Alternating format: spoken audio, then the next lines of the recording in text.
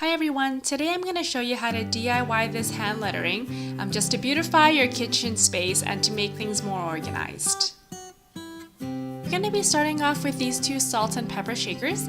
I'm going to be using my oil-based paint pen from Sharpie, and I found these shakers at Winners HomeSense and they were the cutest thing. I just had to get them with this whole mason jar trend going on.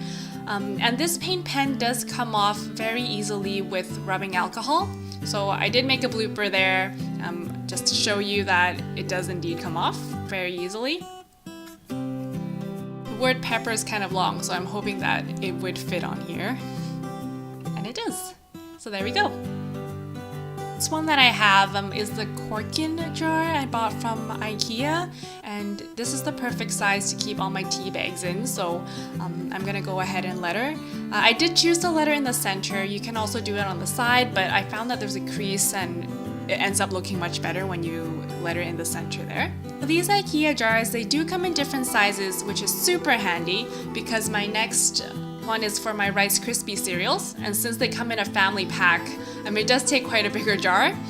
And you might be wondering where I got these Sharpie pens. I did get them from Michael's, and they do come in different colors. Just wait for their coupon and you can get a really good deal on them. And just some advice, if you are filling your jars with something of a darker color, you can use the white paint pen so that your lettering shows up much better. Never be afraid to go over your letters one more time. I do know that these sometimes are a little bit streaky.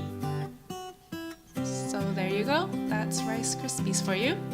Finished product all filled up. Unfortunately, I didn't have any black peppers, so I'm gonna have to wait till I restock. But so far, I'm getting tons of compliments from my friends and family, and I hope this helps you out as well.